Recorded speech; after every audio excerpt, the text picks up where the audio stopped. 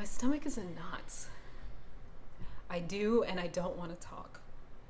But as an artist, I feel that it's my duty to speak from my heart. When Colin Kaepernick was kneeling, I wonder if he had the subconscious feeling that another man on his knee is exactly what would get America out into the streets and would ironically magnify his meaning. A knee on George Floyd's neck, as his eyes bulged out of his head, and in his last moments, he called out for his mama.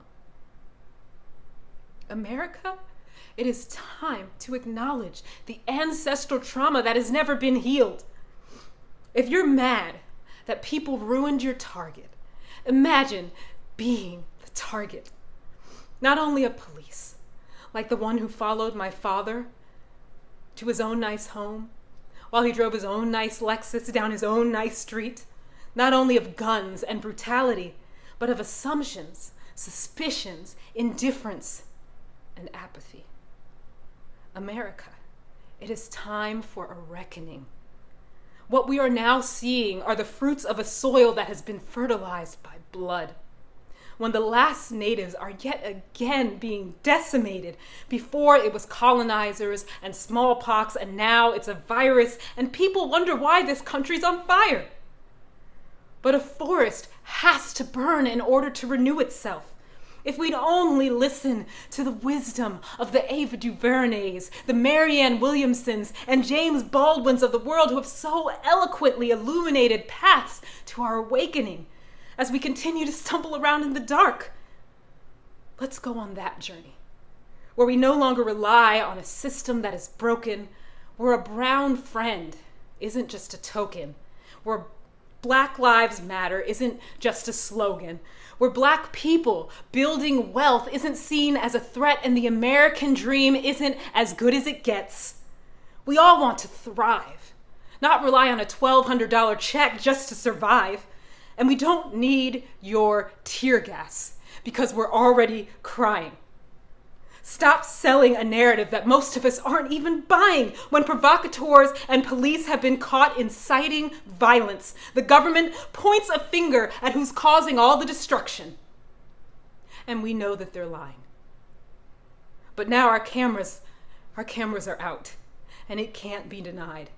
Because if Black lives matter, and they do, then so do Black feelings, dignity, ideas, perspectives, intelligence, contributions, happiness, and history. We want more than prayers. We need legislation. Lasting change and amends are the true reparations. Until then, we will protest. We will use our voice in the streets, and we will not be deterred by threatening tweets. A thug is defined as a violent person, especially a criminal. And the distinctions that separate the president from this definition are minimal. White America, when you decide on the people you want to be elected, remember, you get to choose how you want to be reflected. Ask yourself, does the White House feel like home? Because there is more power in togetherness than going at it alone. Unwavering unity is what we need to gain traction. We're easier to control if we're divided in factions. So what kind of country do you want to live in? One that is evolved, or one that needs an exorcism? As you watch this from the safety of your screens, ask yourself, if you mean what you say and you say what you mean, does your life reflect the voice of your soul? Do your choices and actions make you feel whole? Is this our downfall or the opportunity to rise? Maybe it's both. But we the people, will ultimately decide.